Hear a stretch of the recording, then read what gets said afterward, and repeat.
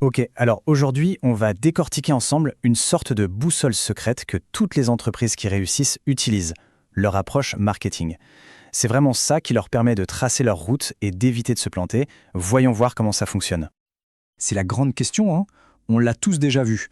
Un produit qui cartonne, qui disparaît des rayons en un clin d'œil, et juste à côté un autre qui prend la poussière. Mais qu'est-ce qui explique ça? Juste de la chance? Eh bien, pas seulement. Il y a une vraie méthode, une logique derrière le succès.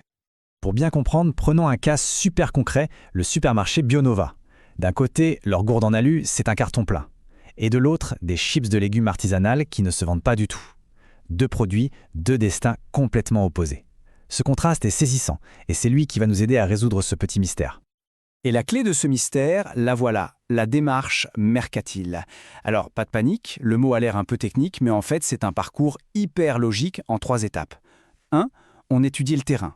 2. On choisit une direction, une stratégie. Et 3. On passe à l'action. C'est précisément cette méthode qui explique pourquoi la gourde marche et des chips, non. Allez, on embarque avec Bionova pour la toute première étape. Et cette étape, c'est l'exploration. C'est la base de tout. Avant même de penser à vendre quoi que ce soit, il faut absolument comprendre le monde dans lequel on évolue. Et surtout, qui sont les gens qui s'y trouvent. Bionova a donc fait ses devoirs et a mené l'enquête. Premier indice, et il est crucial, l'âge. On voit tout de suite que le cœur de la clientèle, c'est la tranche 45-64 ans. Et ça, c'est une information qui vaut de l'or.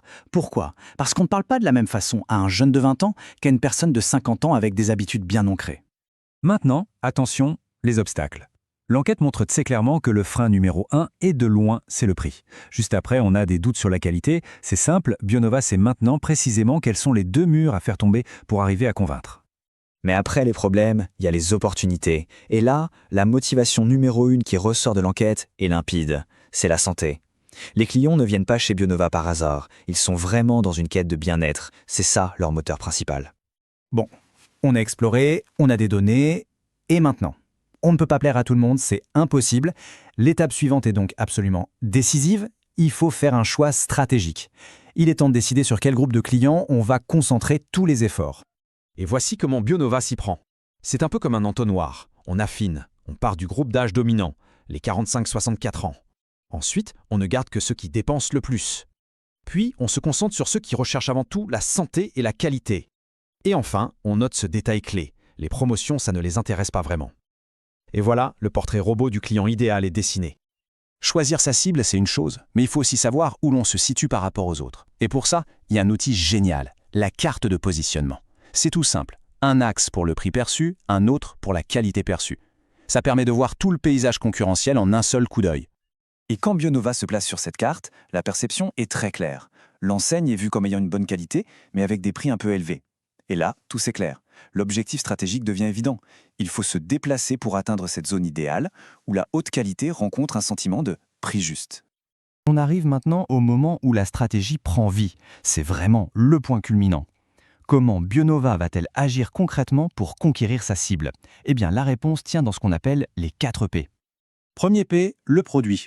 Pour contrer les doutes sur la qualité, il faut la rendre visible, tangible. L'idée? Organiser des dégustations en magasin pour prouver le goût, mettre des QR codes sur les étagères pour raconter l'histoire du produit.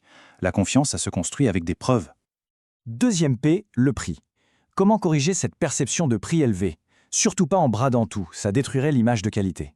La stratégie est bien plus fine. Des prix ronds sur des produits clés pour rassurer et un discours qui met en avant la juste valeur, pas les soldes. Troisième P, la place, ou en d'autres termes, l'expérience en magasin. Pour une cible qui cherche la qualité, le cadre compte énormément.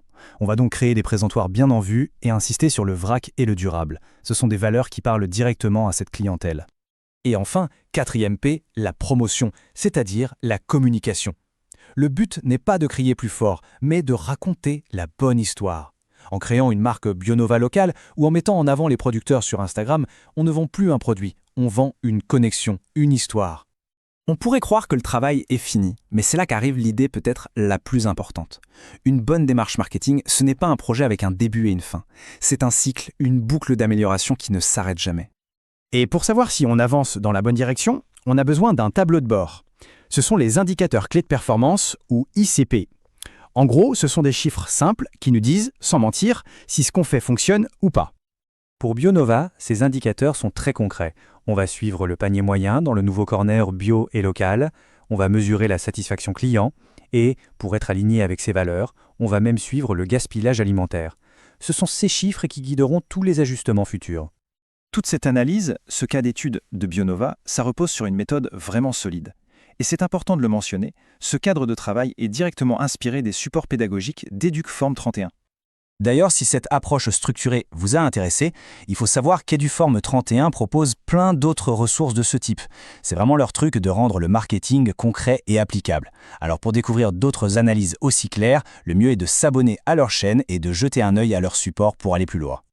Pour finir, une petite question à garder en tête la prochaine fois que vous ferez vos courses. Avec cette grille de lecture, quel produit en rayon va vous sembler soudainement différent? On peut désormais commencer à deviner toute la stratégie qui se cache derrière un simple emballage.